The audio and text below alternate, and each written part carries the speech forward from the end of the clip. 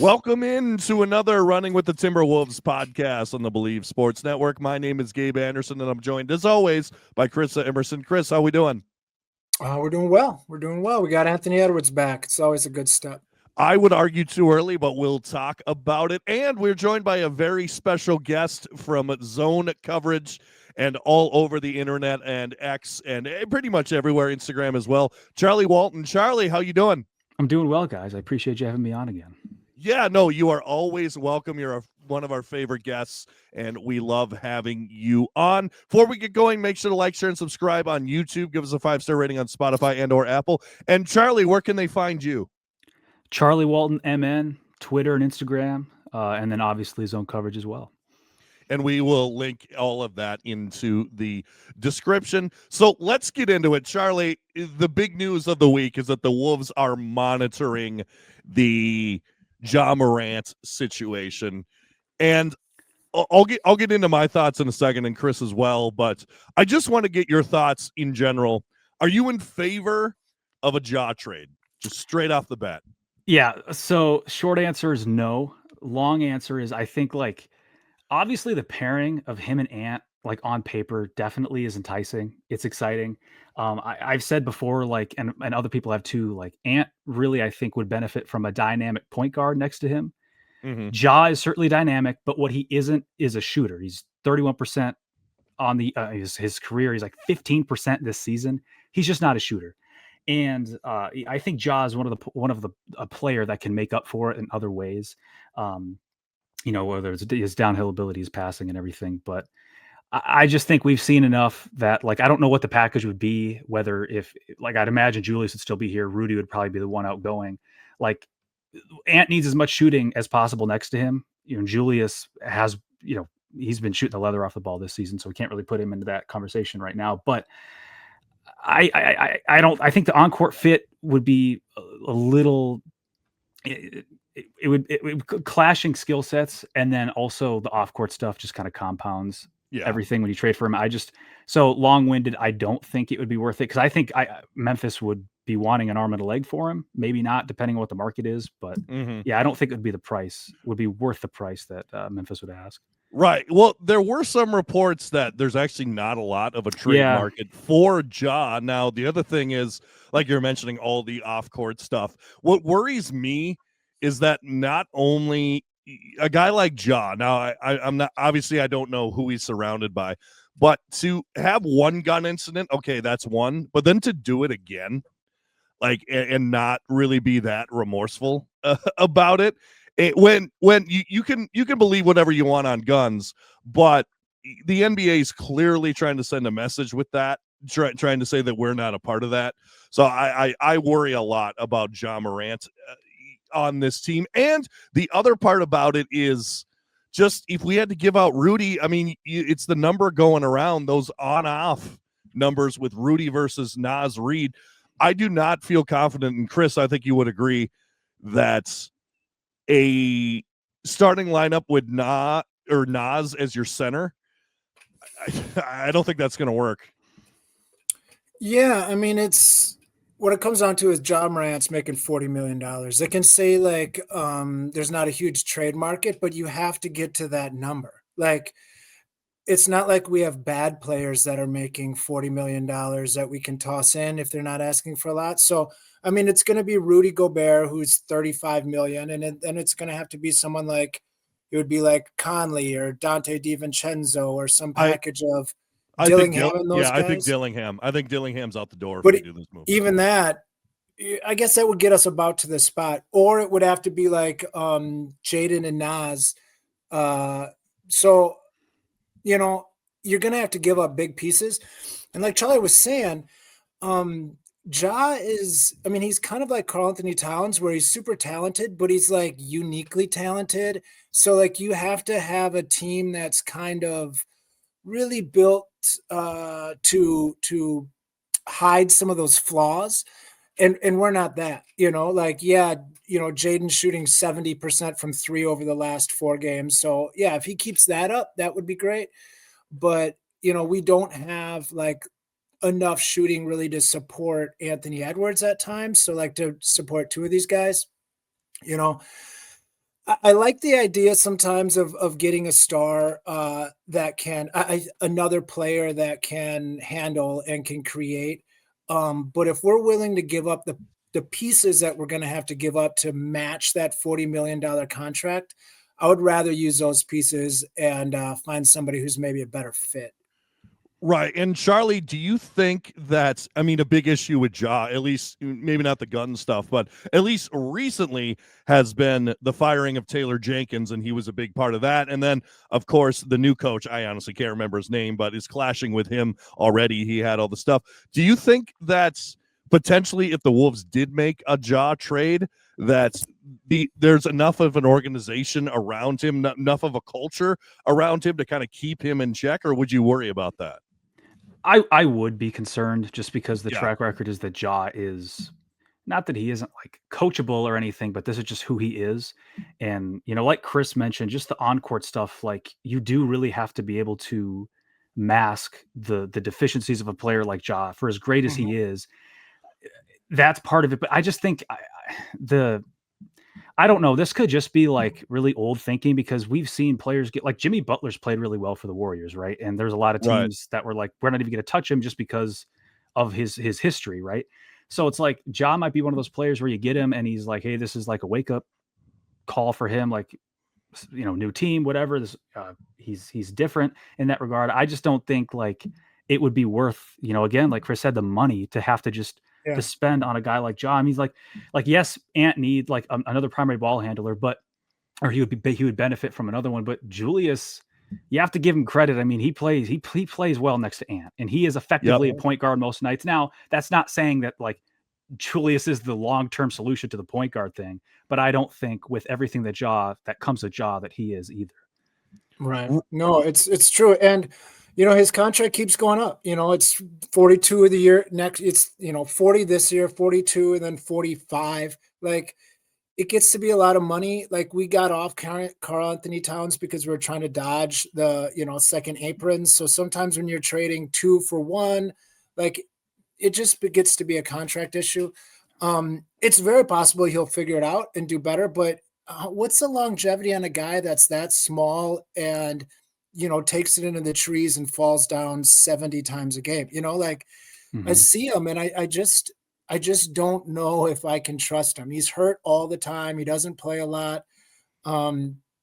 It would be fun for to do on 2K, but I just don't know if in real basketball it's worth it. Right. I mean, we're going to own the highlights if we have Ja and Anthony Edwards, particularly if Ja is playing the way he did in like 2022 or when he was coming up. But the only thing, if you are able to keep Jaden offensively on paper, at least a starting lineup where you got Julius and you got Ja and you got Ant and Jaden and then maybe like a DiVincenzo as well. That is pretty appealing. They're gonna give up about 100 paint points a night, but they're gonna dunk on everybody on the other end. But they're gonna dunk on them. Right, they're gonna be the 2000s Dallas Mavericks. Yep. Where it's just can you outscore them on a night-to-night basis? So it sounds like for the most part we are pretty out on Ja. So let's get into Rudy Gobert. Oh, go ahead. One thing to think about, again, if you're moving $40 million, that's not an easy thing to do one team to one team. So the report of us keeping an eye on it is very possible we can be a third wheel in this and maybe pick up some scraps for cheap, or maybe we can, move a guy and eat some money. So it might be that we're definitely monitoring the situation, but as the third or fourth wheel to try to benefit ourselves of somebody else getting Ja. Yeah, well, and I also too, just quickly, I don't really hold much like I don't when a report comes out that says a team is monitoring a situation of a player, I don't read too much into it because it's like, I mean, whatever, you monitor everything. I'm sure there's a team out there that's monitoring LeBron right now. Like it always happens. So those reports, I'm not saying they're not credible, but I just don't think they're something to like genuinely be like, wow, Ja Morant is a real possibility with the Wolves. It's not because probably Tim anywhere Connolly, close to that. Because Tim Connolly went to some reporter and told him that he's interested. Like that happened. Yeah. Right. Like they're not doing that. So yeah. Yep. Right. Yeah, it's just something for maybe an off day to go, oh, okay, maybe we can get Ja in there, and like Chris said, it's a 2K move, right? You get all the best offensive players on one team and hope they can outscore everyone. But let's go on to defense. Charlie, hey guys, just wanted to pop in and say that we are excited to be working with 612 Tees again this season. 612 Tees is an awesome local company that makes comfortable and affordable unique tees for you to wear on game day or any day to support your favorite Minnesota teams. Check out these elite Wolves tees like the Minnesota Ice tee with Ant-Man about to posterize a poor defender. Or maybe you're looking for a big jelly shirt like this classic Nas Jaws tee. Or maybe you want to sport the future with this fresh-looking Rob Dillingham tee. Vikings fan? Well, 612 Tees got you covered. With Justin Jefferson tees, Harrison Smith tees, and even the super freak Randy Moss on your chest. There is something perfect for you on the brand new website 612tees.com. And to check out, use our promo code RUN25 to get 25% off your first order. Or use the link in the description, and the discount will be automatically applied at checkout. What I love about 612 Tees is they're always innovating. Cole over at 612 Tees is always coming up with new ideas, new shirts, and I guarantee that you'll find one that you'll love at 612tees.com. It's the #1 way that you can support the channel. So check out 612tees.com. What's going on defensively right now? Because as we talked about it, the Rudy on-off numbers are astounding. The defensive rating when Rudy is on the court, 107.2. Not as great as we've seen it before, but still pretty good. When he's off, 143.3. Just atrocious garbage defense. What's going on? What is it? Is it just Nickeil? It can't be just Nickeil, right? Like what's going on defensively here? Yeah, well, I think the overall team mindset. Like in New York, they just were not bought in defensively. We saw that on the glass, which I'm sure we'll talk about more. But it comes down to Naz Reid and Julius Randle. This isn't a new thing. I'm sure you guys have talked about it before. Last season, they're not a good defensive pairing around the rim. And I with Naz, you would have liked to see him take maybe a little bit of a defensive leap this year. The offense, I think, he's been going through a lot off the court. That makes sense. But the defense has been an issue. And when you look at like he's actually a good shot blocker. He's got a long wingspan, but he's not a good rim protector. And like I was telling, Andrew Dukowitz this, like that just those things don't usually go together. But they do for Naz. And then you also look like offensively, he moves his feet so well. There should be no reason why he gets blown by on the perimeter as much as he does. So I think at the end of the day, and this might be a little harsh, I think it comes down to two things. Either Naz does, like Finch just is going to keep riding it out with this and keeping Naz and Julius out there. Naz is going to start to slowly learn ways to improve defensively, and then the Wolves are going to find ways to mask the deficiencies as it happens. Or two, I think you've just got to at some point just scrap it, view Naz as a 3, and then maybe you give Beranger minutes. I'm not saying that he's necessarily ready, or you go try to find a big man in free agency, or you trade for somebody that can just give you some type of reprieve when Rudy's on the bench, because it's not working. It hasn't worked. They were able to find, like, it wasn't super glaring last season, but it was an issue. And then this year it's been, it kind of came to a head last night in New York. Yeah, it really has. And you would think, on your point, to find some plug and play player that can defend the paint a little bit, like a Yusuf Nurkic, or I'm not saying he's the #1 option. Yeah, right. Anybody to defend the paint, because I was making this point earlier. They are going at Naz. Like it is a game plan for the other team to exploit him on the defensive end, and it's not working. But you would think there's somebody that would want to come play with Anthony Edwards, maybe more on the tail end of their career, or maybe on kind of like a prove-it contract or something, that would want to come in and play some meaningful minutes. I'm not saying like play 30 minutes a night, but play 15, 20 minutes here and there and play along with Naz. You would imagine there'd be someone, right, Charlie? I mean, it's got to be. Well, and I think it's like this is very, they've got one open roster spot to get like a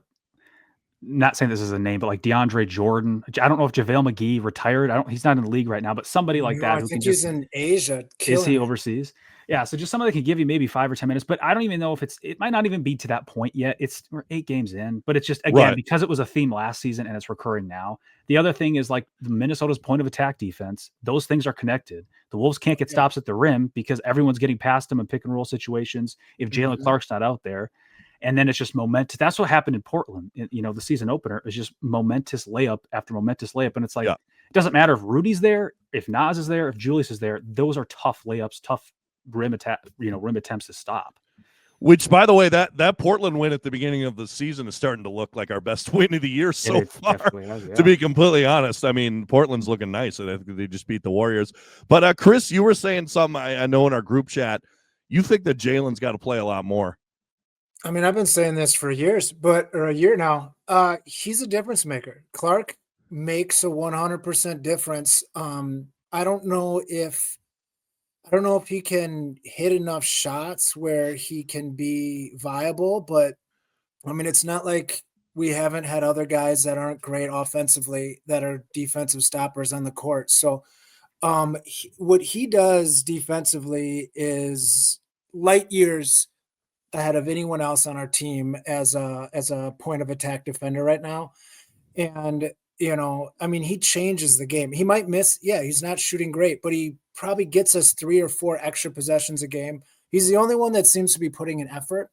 And that's what I think it might come down to with this whole defensive thing is like back-to-back Western Conference Finals kind of maybe puts you in a, we can kind of coast, like we're this team.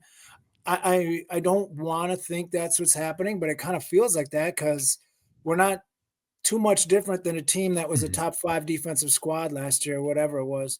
The same personnel's there, so why are we not doing it? It's mainly just an effort thing, rebounding, getting out to closeouts better, communicating. I mean, guys like Dillingham, I think have looked great, or at least good defensively. Like he's getting into passing lanes, he's getting scrappy. He's doing, it's not like guys like him that are the big, the big problem right now. I think it's just the overall team is just being lazy. Yeah, well, and I'm with you too regarding Jalen Clark. I was saying this before the season. Like, I mean, I don't know how he wasn't going to be a rotational player. Just you guys don't like he is a rare talent defensively. He tries, like you said, he tries so hard. He's built correctly, and it will ultimately come down. I think you could boil it down even to just like Jonah Maves at Zone Coverage. He's kind of said that he's still concerned about Jalen's offensive abilities, which I am too. But I think ultimately the dude, if you could just make open threes, that's all you have to worry about. I think right now for Clark, because like last season, I think he shot like 43%. Yeah. So he was, that's why he was really good in his minutes. So this year, like I think it was in Brooklyn, he had that wide open corner 3 and he just shot it so hard. It went completely over and I was laughing really hard just because it's in his head. Yeah. And it's, that's just it because, and there's a case we made that, I mean, like he's so good defensively. Yeah, that's what I saw. Jack Borman tweeted that, and he's 100% right. Like if the guy can make enough open threes, and Ant could be a good enough on ball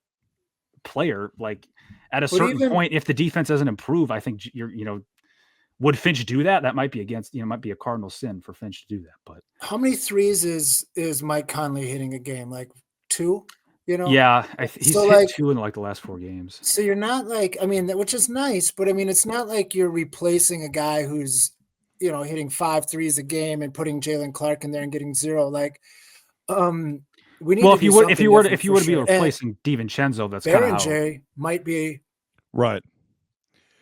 Yeah. Oh, yeah. I think the one we would be, and he's been hot. I think the one we would be replacing would be Dante DiVincenzo, which, I mean, we can talk about him. He's been fantastic. See, I would bump him. I would bump everybody up.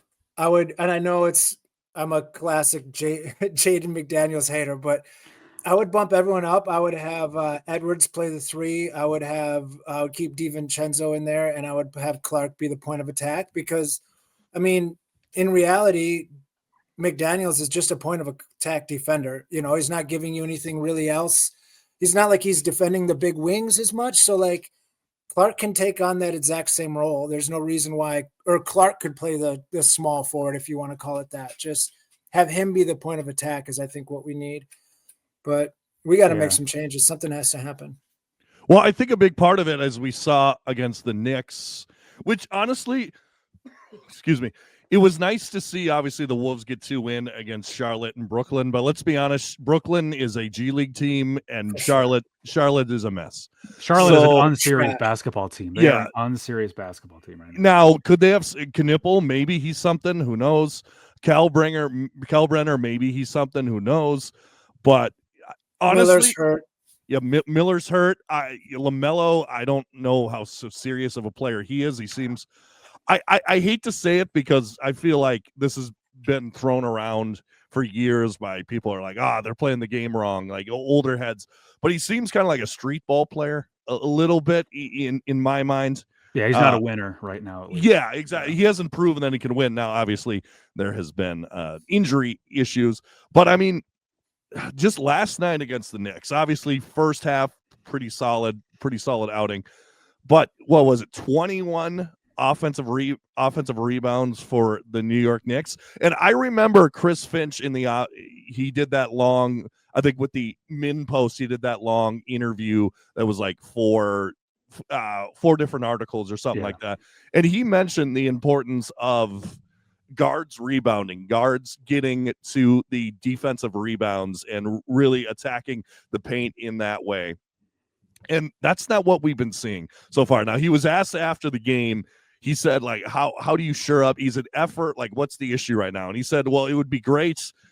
We should start with boxing out. That would be great. And I totally agree. And, every coach is going to say that, right? Like, it's just the fundamentals of the game. But, Charlie, here's a question. Is there a disconnect? Because the Wolves have, in the first couple games here, have seemed like they've wanted to push the pace a little bit, be a much faster team. But is there a disconnect between them wanting to push too quickly and then not worrying about actually getting the actual board? Like, what's going on? Oh, yeah. I think that probably Michael and I think honestly, it's not even so much about the pace of play that they want to do. It's like the Knicks so it started last night with Jalen Brunson coming off the pick and roll and the floater. And then that would, again, bad point of attack defense. Gobert would have to come up and then Robinson was open. But then again, it's the boxing out, and it's not like Julius Randle was not active on the defensive glass. He only had 5 rebounds, his fewest in the game. And it wasn't like he was just sprinting down, after at these misses. They were all just standing there. Dante was standing there. Jaden was standing there. Like, I was rewatching the game today, and that's where it's, again, you have Brunson kind of set the tone and kind of pick apart stuff, whatever. But then it didn't matter what New York did, what kind of shot they produced. It went up. The Wolves just stood there. They weren't running back either. That's the thing. So I don't know if it's so much a disconnect as much as like last night. I'm not exactly sure what to make out of it because it was just so bad and so wonky. Other than it just was a lack of energy and intensity. You're not going to beat a team like New York when you play like that. So I'm not sure it's totally connected with the pace of play, at least what we saw last night. Okay. I mean, let's be, and honestly, a lot of the players in the post-game presser were talking about it anyway. If the other team has 29 more shots than you're probably not going to win the game, particularly on an NBA level. But Chris, what's going on with this team's effort right now, particularly against the better teams? Like, I'm kind of at a loss. Well, what sometimes seems to happen is they're just like, well, Rudy's got it. There's that attitude where, oh, Rudy's got it. Like, oh, he's like, been the league leading rebounder for 8 of the last 12 years. Oh, Rudy's got it. Like, I'm going to half-ass this. And Rudy doesn't always have it. And, when he's getting older, and like Charlie said, when he's covering other people's defensive mistakes, Rudy can't have it. Like, he can't be up on the guard and boxing out like, there needs to be more. And you'll see it in Rudy's face when he steps up. And defensively, a lot of times when the guy that someone's supposed to pick up that, he left, they don't, he just looks dejected. Like, like, come on, guys. So, I mean, it's guys not trying. I mean, it's not like we don't have 3 7-footers on the court. It's not like Anthony Edwards isn't a brick shit house. He can't get in there and put in work. Dante DiVincenzo is a known rebound. Like, he's put up good rebounding numbers. Like, just do it. Like, all you got to do is do it. And I mean, Jaden is a pogo stick. Like, get in there and grab some goddamn rebounds. You're 7 feet tall. You've got 13-foot arms. Like, you shouldn't average 3 rebounds a game. Like, we got to just be, it has to be a team focus. And maybe last night was what we needed to get us back on track. Let's hope. Yeah. Yeah, I would hope so as well. You'd hope that would be a wake-up call. Now, let's go to Anthony Edwards here. Do you think, and I have 2 theories on this, Charlie, and if I'm wrong, please let me know. I think that Anthony Edwards, with his injury, was chomping at the bit to play against the New York Knicks in Madison Square Garden, and maybe they pushed him along a little quicker than they may have otherwise, because, you know, he wants to play cat, he wants to play in MSG, it's a big thing. I feel like that's might have been what happened. Or maybe the Wolves were thinking, okay, we got this, we got basically a sandwich here. We got 2 easy games against Charlotte and Brooklyn. We should be okay against them, all things considered. But we got this game in the middle with the New York Knicks. Maybe we throw out Ant tonight, and I'm like, okay, let's test him out. Let's let him get his sea legs. Let's let him get right, even if he's not 100% against the Knicks. Maybe they're betting their chances of being like, okay, maybe he'll be much better against Utah, and then this theoretically easier stretch. Do you think they rushed him back a little early? That's what I'm wondering. Yeah. I don't know. I mean, like, he missed 10 days. It was okay. So it was earlier than what ESPN predicted, that 2-week schedule, but it was after his reevaluation day. He was practicing. The medical staff isn't going to clear him unless he's ready. And yes, I get Ant is the type of guy who's not going to, when the medical staff says you're good to go, he's probably going to be good to go, right? There's other players in the league that might take it a little bit slower. They might have to take it slower. Ant is not that guy. But then, you know, again, he only missed 10 days. He only missed 4 games. So, like, he was certainly rusty last night. Oh, yeah. But I don't know if it was so much a point of, like, you know, it's not like he missed 20 games and you just had to get him back in there. He wasn't under a minutes restriction. His rotation was a little different. But this is probably how it was always. He was bad. Yeah, he was exactly. He was not good. And that's part of it, you know, like, in terms of, you could say, like, well, maybe he shouldn't have played, but I think he was knocking off the rust early in the game. He was looking to pass. You could argue maybe a little bit too much, but the offense, first couple possessions looked good, and then he started to turn it over a little bit. I don't know if, like, if Ant were to come back on tomorrow against Utah, or I think Monday against Utah, it probably would have been a similar game. You know, I don't think it was necessarily he rushed back. This is just, he definitely was rusty. I kind of thought that maybe he wouldn't be, because it was only a 4-game absence, and he looked great before he left, but no, I wouldn't say that he came back too early. I think this is kind of how it was going to be for his first game back, regardless. Okay, I just always worry about Ant, because for the main reason is because just the history of this franchise and not having generational talents that often, and it was weird. Usually I'm like, oh, Ant's got to come back. Like, we need him back. But I would have been okay if he didn't play against New York and just taking our chances against New York, and then have him come back maybe against Utah or something like that. Just by how the schedule kind of eked out. Honestly, I wouldn't have mind sitting Ant against New York and then being like, if we win, we win. If we don't, it's a schedule loss. Like, we kind of expect to lose this one. And then you stretch them out against quote unquote easier opponents against Utah. But yeah, that's just my thought. I don't know. Yeah, I think, really quickly, I think it's tough to have that mindset in a way, because I think, like, if you look at it in April, and Finch has talked about this, you have to find a balance early in the season of, like, hey, we don't want to put too much pressure on every game, but every game is important. Right. You look back in April, and it's going to be like, if you like, it was this way last year. You won 2 more games. You know, you won those 2 games in Portland last year. You I don't know if it was this close, but, like, you would be a home court advantage team in the first round. Right. So that's where it's tough. And Ant knows this. He knows how good he is. He knows how important he is to the team. Like, every game is important. Did he want to play at MSG against Cat, you know, on ESPN? Sure, that probably maybe played into it. He's maybe a little more amped up to go, but these are all important games, and the Wolves have not been a good team. They need, you know, they've not looked good against good teams. So, like, I don't know if it was necessarily like a schedule loss, just because, like, I don't know. It's like it's tough, I suppose, but yeah, I think every game's so important that it's tough to be like to ease a player like Ant back when the Wolves are struggling, Right. as they have. Right. And to your points, on the other side, you said you would have had home court if you win 2 more games. You lose 2 more games, you're in the play-in last year. So that's on the flip side of that as well. So it is paper thin, particularly in the one West. thing about last night. I kind of wish Ant didn't play.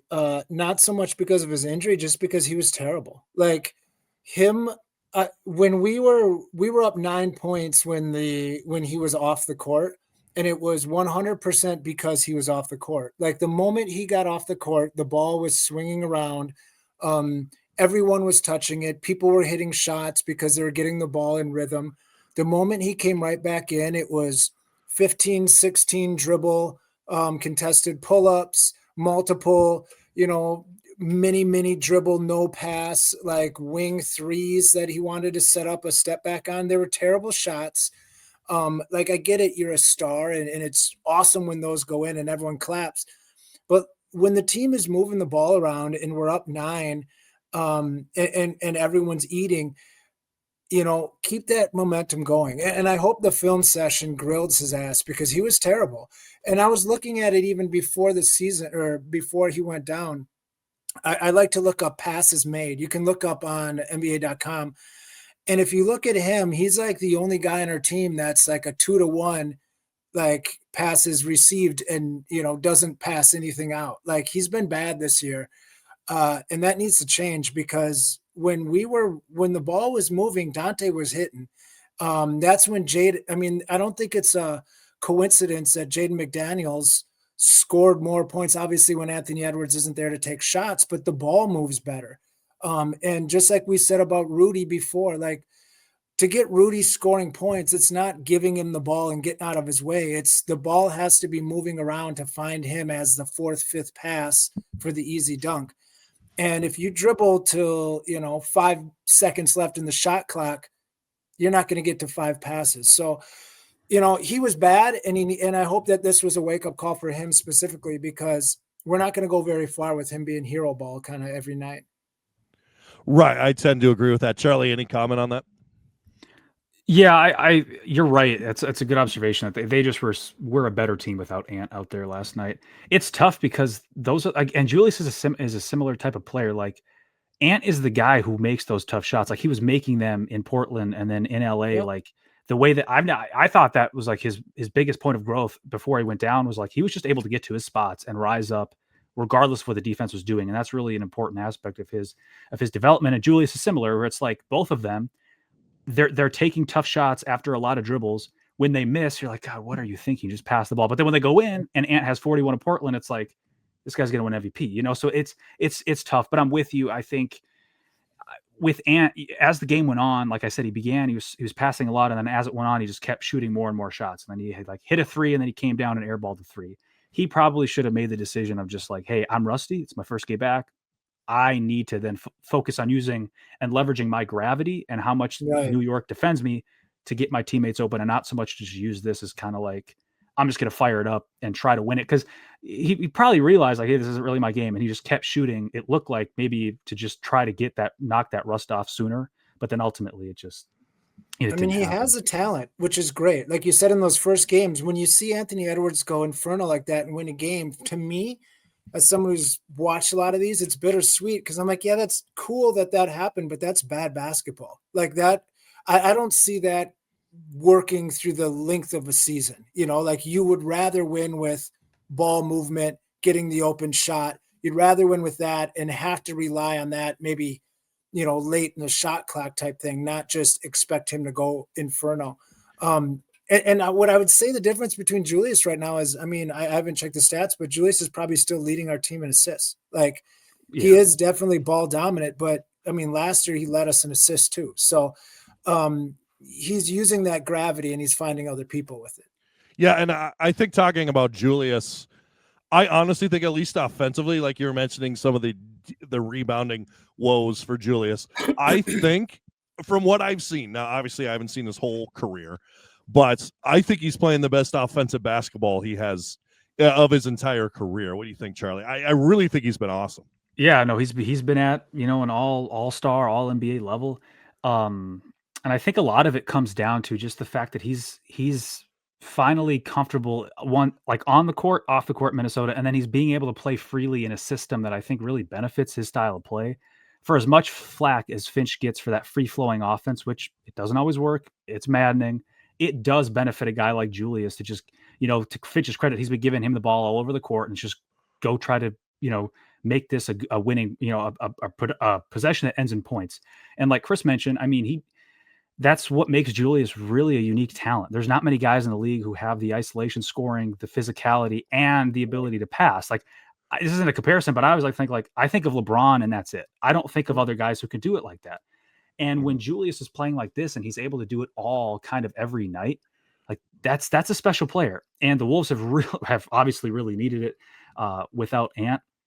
And I do think though, just overall, he's more, he knows what the Wolves need him to be. And, because if you think back on like the end of last season, he was playing well, but he's playing even better now. And I think it ultimately comes down to like, he knows exactly what he is. He knows who he is. He knows who the Wolves need him to be. He knows how to win or play well with and without Ant, and when all those things come together for an all-star player, they tend to play at an all-star level.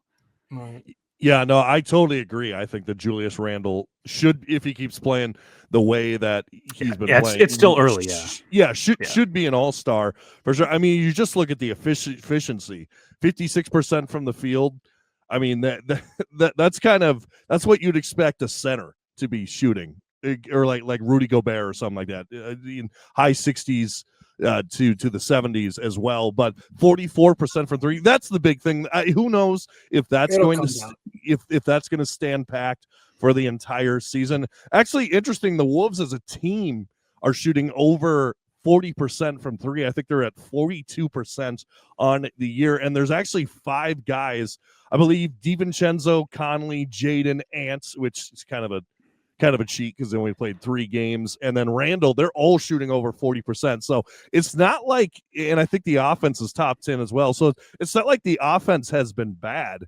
It's just the defense has. When they actually get shots up and they stop turning it over, the offense has been pretty good, but the amount of turnovers, even in Brooklyn, has been a little concerning.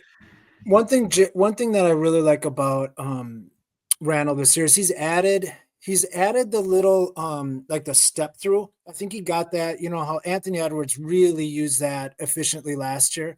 And he's added his own little step through to his little shimmy, like when he has the ball, and he's getting directly past people. I mean, he's getting to the lane for wide open layups once or twice a game with this little almost like a juke play, like almost like a running back, but he just steps right through guys.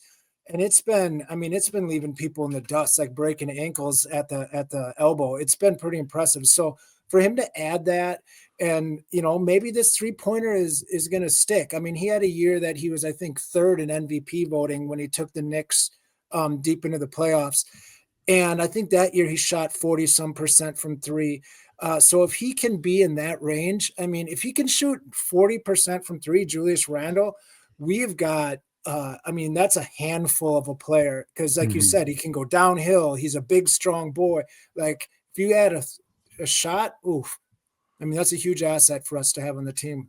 Yeah, I mean, what people forget is Julius Randle has been in a 3-point contest. I think people. I did not know that. Yeah, he did. The year he shot 40%, he was in the 3-point contest. And the thing, and I know we bring this up all the time, but I honestly, if Julius Randle doesn't go down with that injury when he was struggling last season and doesn't get to look at the team and kind of observe from the outside, I think we lose in the first round of the playoffs. I really do last year. I don't think that Western Conference Finals run happens. I think we lose to the Lakers in 6. Yeah. I really think that was huge. I think a big part of because Julius talked about that, and I was thinking that like during his absence, I was watching Terrence Shannon Jr. just run up that week. He's a little bit of a sore subject right now, but I was seeing him run up the court during Randall's absence and how fast he was playing, and I tweeted, I was like, if I'm Julius, I'm looking at what Terrence is doing right now, and that's what I'm doing when I come back. I'm playing faster. I'm playing more like a point forward. So I do wonder if I don't have a press pass. I wouldn't be able to ask him this, but if watching Terrence in particular, maybe, was kind of just helped him realize like, hey, if I just play a little faster, I get these rebounds and I go, that'll kind of unlock things. Yeah, I'd be curious to know if maybe that was part of it. I'd assume it was, but Go ahead. If you look at the monthly cut down of Randall, I mean, he killed it every month. I mean, there was definitely somewhere he went lower. I personally think the sit back and watch guys and then you come back and do better was more coincidence. And I think when a press guy asks you that, you answer that way. Like, I think the way that questions are asked, sometimes these guys kind of have to answer. Like, what is he going to say? Yeah. No, I've been this good from the start. I was just waiting to get back it, Yeah. I mean, the first, I think 10 games, he was going for like 30, 10 and 8 or something like that for us last year. I mean, he was on fire. So he just has this talent. I think what might have helped more is the other guys, got to get a little better around him when he wasn't out there. Right, and that's the other part of the cat trade, if we still want to talk about it that way. Dante DiVincenzo, after a horrible game one, has been on fire lately. You called it. Yeah, not only on fire, consistent. Three or four threes a game. I don't know how many he had last night, but every game since then, he's had at least 3 or 4 threes, and he's a difference maker out there. I think that he has taken his stride, the starting role that we know he's always wanted. He made it very clear, at least in the background, there were rumors that he wanted to start. I think he's taken it by stride, and I think he's been awesome. What do you think, Charlie? Yeah, in Portland, he definitely looked more like a point guard, and then that obviously blew up in the Wolves' face. And since then, it's been more just a collective effort by everybody else. Conley starting has helped that. Julius has played more like a point forward. But yeah, when Dante can play how he wants to, which is off the ball, this isn't new. Like Finch said this before the year, he prefers when Dante could be an off-ball player. When he's allowed to just like watch. I know you guys do, but watch the next game and how often Dante flies off of Gobert pin down screens. That's a great play. And it was a great play for New York with Hartenstein and DiVincenzo. And it's like that's one thing where Rudy's been, Wolves fans have been frustrated with Rudy offensively. His screening abilities, especially off ball, they're still elite level. They're still elite level. His little partnership with Dante has been great. The Wolves need all the shooting they can get. And that also is where it becomes, incumbent upon Mike to keep shooting how he is now, because the Wolves off the bench with Dante starting, they lose a spark, and hopefully Naz can regain his spark. But right now he doesn't have it. So it's been really important that Mike is shooting, I believe, like 43% on the year and like 60% over the last 4 games. So really important that continues. But yeah, back to Dante. When he could play as that primary shooter role and just fly around, and the Wolves, Chris, like you mentioned, when they actually prioritize ball movement, he is oftentimes the beneficiary.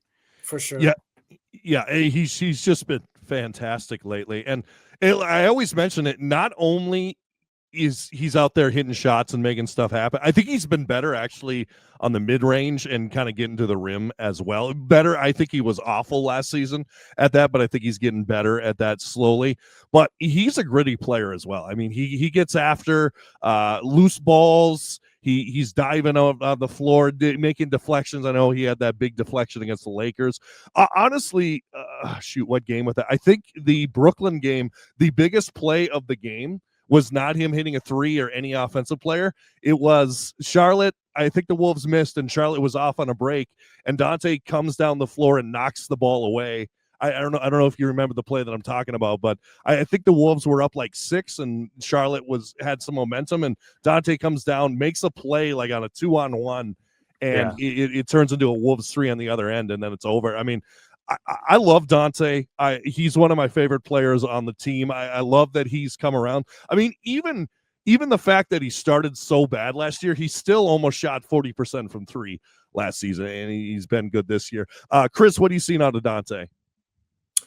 I mean, that spark that we were waiting for. Like, again, we need guys that are not Anthony Edwards or Julius Randle to score 20 points every once in a while, to score 25. Like, everyone acts like that's, a lot to ask, but watch any NBA game, and it's not uncommon for some role player to drop 20 for a random squad here and there. Like, we need some of that to happen for us. Naz is not giving it to us, like you said.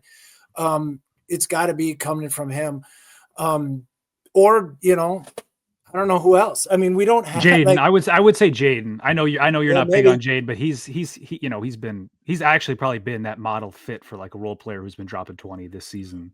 Right. So far. Well, my question is always, you got to do it when the starters are in, though. Like, I need that to happen when the guys are there. Like, that's what I'm talking about. Like, when guys are not, like, when you got 40 points out of your lineup, it's perfectly fine to, you know, score 20. But I need to see it when your studs are in the game. So that's my question. Like, let's say you put Jaden on like the Brooklyn Nets or something, like he's scoring probably 25 a game, right? Wouldn't you think? Yeah, it ultimately just comes down to how many shots he's taking, and that's what was kind of like important to me. Like in Portland, he took 12 attempts, and then against the Lakers in Game 2, it was 12, and then 13 against, and then it jumped up a little bit. But then these last 3 games, it was only 10 attempts, 11 attempts, 10 attempts, and then he scored 14, 22, and 13. And that's the thing with Jaden, I think is really encouraging, is like he doesn't need a ton of shots to give you like 20 points. And I tweeted that out a couple days ago. Like when he has big games, he doesn't miss. Like it's like to have a 22-point game where he goes 9 for 11 or 9 for 10 or 9 of 9. Like those type of games are not very uncommon from him. Right. So yeah, I mean, I think it's ball very movement. encouraging that he can. But exactly, yeah, ball movement support, and he benefits from that. It's, you know, attacking closeouts and stuff. He's when the Wolves. Jace Frederick said this, and I was thinking this too. Like when the Wolves play the right way, Jaden, as Dante is, but Jaden especially is the beneficiary because then he can just attack the closeouts, use his length, that little like Rudy, you know, guys like deceleration move. Yeah, you're right. I guess the whole team probably would benefit from. But I mean, Jaden's shooting what 70% in the last 4 games from 3. You know, you're going to put up pretty good numbers when you're shooting 70% from 3. So, let's just keep this ball movement and let these guys that are the secondary, third, fourth guys, you know, let them be successful. Right. And on that point, I mean, what's going on with Terrence right now? Like, Charlie, what, I mean, like he was told you this before this season. I know. I was about to say Chris called it. I understand, but I mean, Dillingham is getting play, and Clark is just a better player. Right, I understand, but I want to get an expert analysis. Okay, Chris. well, then you might be because the guy who was right's not an expert. Gotcha. Yeah. You might be asking the wrong person. You shoot 100 times, you might hit one. Yeah, maybe. Yeah. Well, and I remember Chris saying, you know, it's Terrence's play style is easy to game plan against, and I do agree with that. But I think the biggest thing with him is he just hasn't looked comfortable. He hasn't found any type of groove. He's kind of like a tweener right now, where it's like in the half court, he's not a shooter, but he's not going to have the ball in his hands, and it's tough to live in an ecosystem that features Julius and Ant and be a player like Terrence, who like in transition, he's good, he's solid, but then again, he's, you know, it can get a little wild there at the end, which, you know, in the playoffs against the Thunder, there's a couple close calls that went his way, but overall he played well. Thankfully, Dillingham is progressing well. Clark's defense has been important. But yeah, I mean, with the way Terrence has played, obviously he was hurt last night. You definitely are feeling Nickeil, the hole left behind by Nickeil more than I think many expected, myself included. I thought, you know, I didn't really expect this from Terrence. A lot of time left. I don't think Finch is going to give up on him that early, but if it keeps progressing down this road where it's like Clark becomes invaluable, Dillingham continues to play well, there's just not, you know, Finch isn't going to go deeper than 10. So there's just not going to be enough rotational players in Finch's mind, I believe, to be like, Terrence, you're just not cutting it. We're struggling to get wins. If that continues to be the case, you know, it's just comes down to that ultimately. Which before I throw it to you, Chris, on why you were 100% right, I do have to get this out of the way, because I'm seeing a lot of people on X saying, oh man, look at how great Josh Minot is playing. Oh man, look at how great of a fit he is in Boston. Couple of things. Like you just mentioned, let's be honest, Chris Finch was not going to go 11, 12 men deep and wasn't going to play Josh Minot.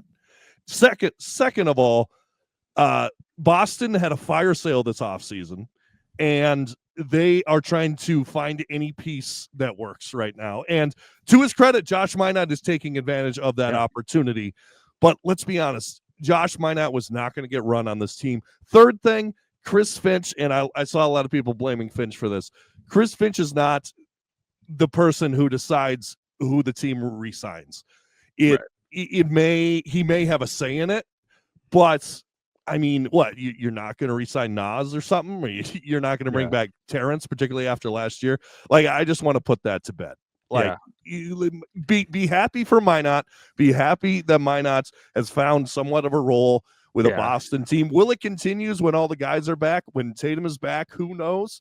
But be happy for him. Well, I think I'm with you. The kind of discourse, the negative Finch discourse regarding Minot is kind of it's not fair to Finch, because Minot really never gave Finch any reason to be like, yeah, you need rotational minutes. He was terrible. He had like a good game. I think it was like in Utah, but no, I mean, even in practice, who hasn't had a good game in Utah? I suppose, yeah, but it's just he never. Like, again, good for Josh. My mom's a big fan of Josh Minot. I know there's a lot of Wolves fans that are big fans of the guy. That's great, and I'm glad for him. But it's not an indictment on Finch that he wasn't getting minutes here. There was no, like, hindsight's 2020. If Finch would have known, Minot defensively isn't going to be a liability and he's going to give me 20 points. Okay, well then, yeah, but you don't know that. Finch has to go off what he sees in practice and the limited time he gets on the court. And Finch historically, he's not like Tom Thibodeau, but he does take a while to gain his trust, and Minot was never really able to do that here. I think it's crazy, just from watching Finch over these years, particularly last year, that he comes out of the gate and like Bones is the first one off the bench. Like he's really stretching. He's stretching 10 guys right now, and that I think is stretching his limits right now. He wasn't going to go 11 deep. No. And then you got Juzang. I think even Juzang maybe plays before Minot, in fact. But Chris, why was I totally wrong on Terrence Shannon Jr.? Go ahead. Well, that's not important, but what it comes down to is, like, we got to use these guys better. Like, well, first I want to touch on Minot. Charles Barkley had a quote. I wish I could find it because it always rings true to my head. Did it have to do with San Antonio women or not? No, but no? Okay. What about the water in Galveston? Maybe. He said the worst team in the NBA has a 20-point score on it. Cam Thomas. And that's what I think of when stars are out and guys put up numbers. Somebody's going to be getting a rebound. Like if you shipped off your top two centers and like you're the big man, like when someone misses a free throw and you're the guy that happens to be standing under the hoop, you're going to get credit for a rebound. Right. So, I mean, it's not like this guy's Dennis Rodman flying around grabbing these rebounds, but like, sometimes someone has to be there to get it. Same with shots, when your stars are out, someone's going to have to put up some numbers, because it's not like you're going to end with 30 points in the game because your top three guys are out. You're still going to score, 92, even if you get blown out. So someone has to put up those numbers. Right. Quick. That's why Cam Thomas is making $6 million this year, because he's just a stat stuffer and no one wanted to take a chance on him.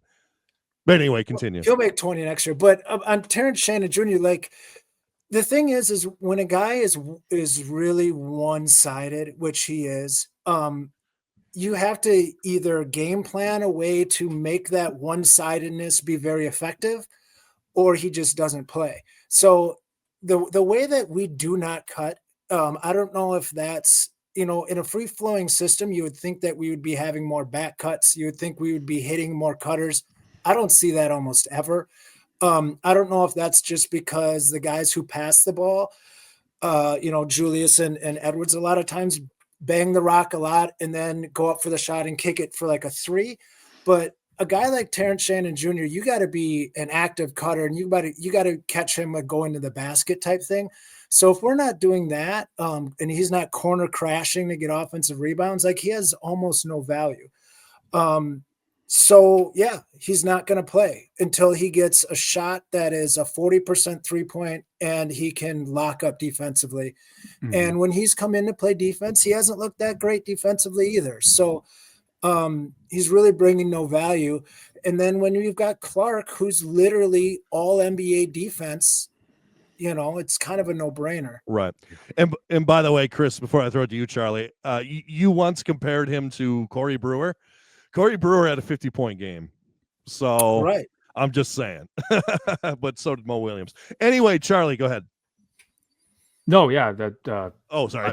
No, you're good. Yeah, no, I'm in agreement. I think it's. I think the cutting aspect is interesting. I honestly think it's just a player thing. I think Yeah, who is I out think so there too. is you got two guys who need the ball in their hands. Dante's a shooter. Gobert is just in the paint. He doesn't, he's not outside the paint. And then Jaden is kind of, he's not going to be cutting a ton. So yeah, I do. But I why am not? with you though. I am Why with you don't though. we? Yeah, I was just watching it was the Knicks because they were talking about how he did this in Sacramento.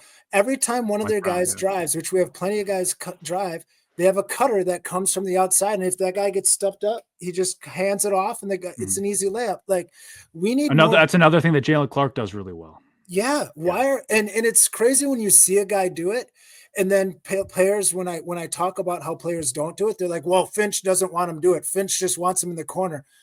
Finch doesn't want guys just standing still in the corner. I'm almost sure of that. So like the player movement is based on the player themselves doing it. Yeah. Maybe they're afraid to get in the way of I don't know what, but it's ugly. Like we should be doing more of it. Yeah, I absolutely agree. So I'm going to pull this up, kind of because obviously the in-season tournament starts or for us at least, it starts on tomorrow, Friday. If you're listening to this. So I got the court right here. All right. So we're going kind of Mountain Dew once again, the Mountain Dew green. There is a little bit of a tree aspect, but Charlie, I'll let you get first dibs. Love it, like it, hate it, indifferent. Yeah, I don't know. I mean, I guess of those options, I'll say I hate it. I'll say I hate it. I won't say I'm indifferent because that's boring. Kind of like this court. Yeah, I think it's the concept of the different courts is cool. It's whatever, but it does get annoying to watch like a Sixers game and it's on a bright blue or a bright red court. Yeah, it gets tiring on the eyes. Red is bad. Red is bad when it's blood red. Yikes. Yeah, I love custom courts though. I hated it when the Wolves had like the Prince jerseys with no custom courts, all those things. Oh, I'm excited for that though. That'll be fun. Yeah, but like the Wolves first, and we were talking about this before the show, their first in-season tournament court, that baby blue one, I love that. It was easier on the eyes. It popped. It was still lighter. It wasn't like so much contrast there. So yeah, it's whatever. It's for how many games? Who cares? 3 or 4 games, whatever. Right. But yeah. I think it's better than last year because I think last year was more darker green. Chris, I assume you hate this. You think it's an atrocity?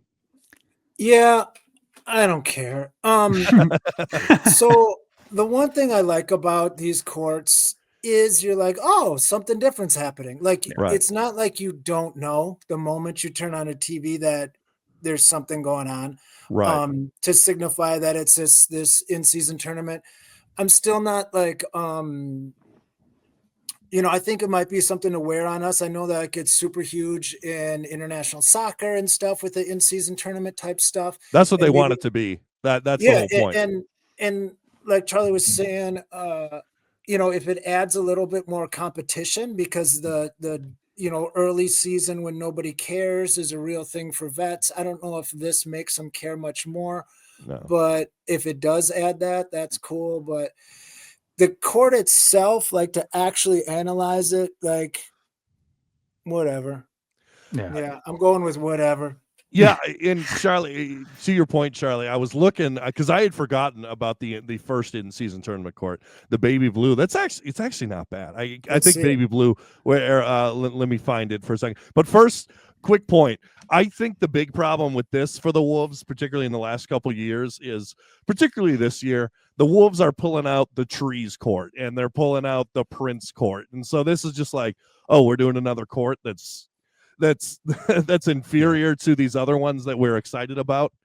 Oh, great. I mean, the owners got the team for half price, so they got money in their pocket to burn. So they're putting all the stops out. Right, for sure. So yeah, well, I pull up this this court right here for the baby blue one. Charlie, I want to ask you something.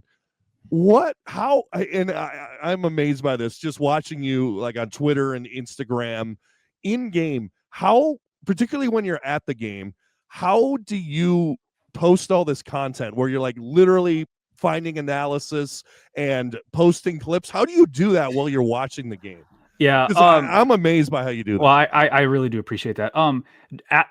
So I'm at most of the home games. We got season tickets, so I'm not there like with a press pass on my computer. So I'm doing it all on my phone, and that's where it gets a little challenging because not having your computer is kind of it gets in the way or whatever. But for away games, I have the Bally Sports or Fan Dual Sports, whatever the feed pulled up.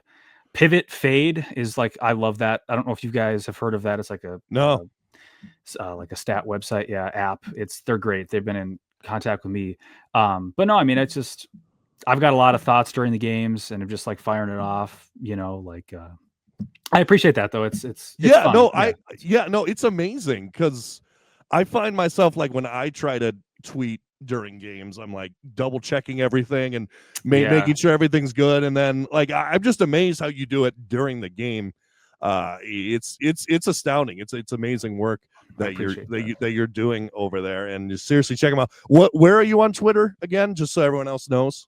Charlie Walton MN on Twitter and Instagram. Awesome. Yeah, check that out. Let me see if I can get up before we end. Let me see if I can get this court up. It's not a deal breaker. It's baby blue is what I'm saying. It's a baby blue court. One of my favorite jerseys in history is the MSP baby blue jerseys. Yeah. A custom court with those, maybe it's like some regular hardwood with like a baby blue trim. That would have been sweet. Yeah. I agree. I can't remember. Did we talk about, do you like the 2022-2023 Bob Dylan stuff? Did we talk about that? Yeah, I don't know. It wasn't my favorite.